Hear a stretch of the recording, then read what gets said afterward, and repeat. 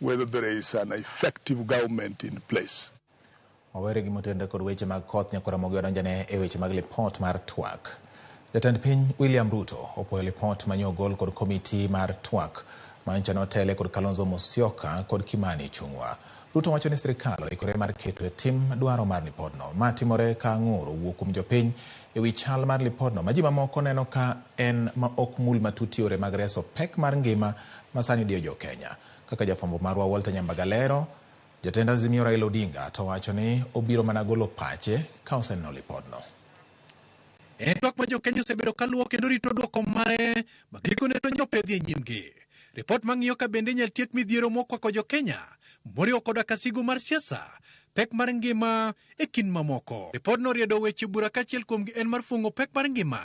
Kae e kweth mar Kenya Kwanza kod Azimio la Umoja One Kenya Alliance manyocho bede aput mar twak opogore paro kendo ok obedo kod winjruok e wi weche bura mamulo chik mar omenda. Pudno lero ni e ripodni ok giyiere wi dwaro mar duoko chien usuru ma ijuogo kuom mauta kowuok e 16% nyaka 8%. E paro mar kanyakla ma giyiere e wi fwengo pek mar ngima oriwo koda ka duoko chien wuodhe mag jotije sirikal kod 50%, duol marango Sara SRC ndoso balang' mag jotije sirikal kod 30%, e duoko chien usuru miloso godo ndara e kod Sh5 to kod pesa mar mauta mar lita achiel gi Sh3 kuom lita. Gimedo ni od bura mondo olosi chik mabiro keto pok maromre mag kaunti kod 20% kowuok e 15%.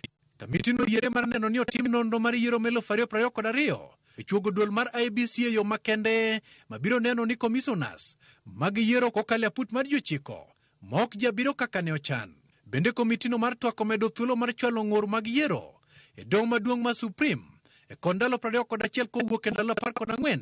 Kamitino dwaro ni chike mamulo yiero minyalo chuogi matin e dweche 18 kapok ochopo tarik mar yiero mondo chak tich e yiero maluwo mar igano. E wi twak mag pesa mag dongruok, kamitino yiere ni mondo od bura oketie chik mar omenda madhi kuonde chung ute bura, omenda mar NGCDF to kod ngaf kanyakla kod pesa mag dongo wards, e kendo chikno biro chiwo thuolo ne Senate mar goyo kogno kaka pesa gotiyo.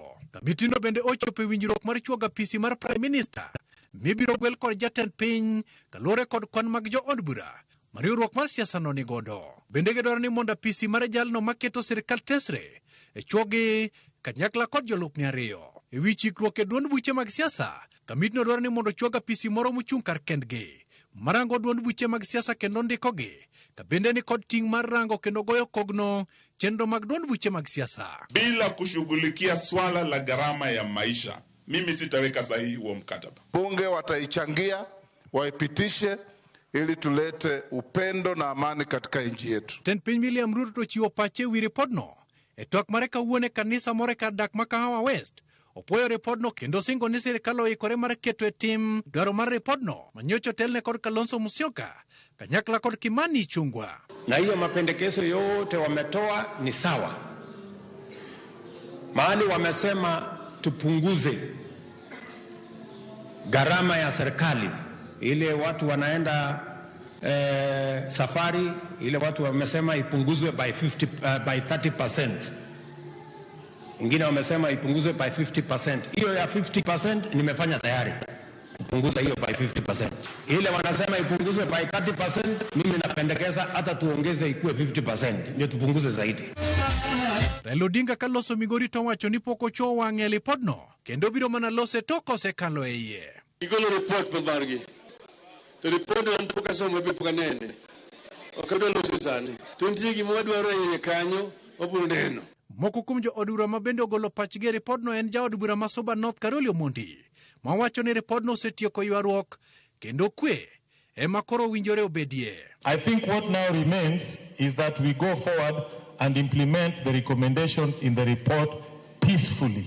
We have made various recommendations, including on the very sensitive subjects of elections, how we manage our elections, how we manage our economy, and even on the cost of living. Janon siasa Willis Otieno mano loso kod Ramogi TV yoro ng'we yamo.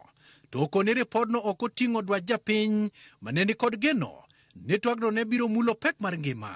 Kaendi to josiasa oketo jopiny bowito oko nikech onge gimoro ma inyalo wacho ni japiny nyalo dok godo e ode ni ma ndie yuto mara kawuok e ripod ni. Nikech gima sano japiny sani kabisa en wach mar uchumi, wach mar cost of living. Gima mobet matek ma inyo japiny kuma entiere.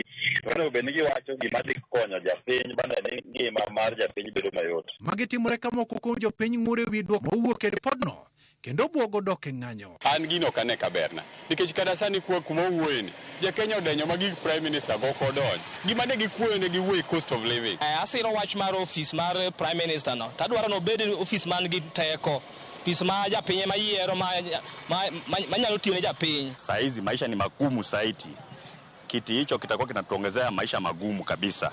Ywaruok mantie e tok yiero ok en ga ywaruok mar ni ati nikech office gionge. Keto office ne ng'ato ni kapo ni otoko yudo kom maduong' timiye kom makoro odhi bedo godo no. Mano kendo nyiso ni imedo mana konyo ng'at achiel, ok ikonyo oganda. Walter Nyambaga, Ramogi TV.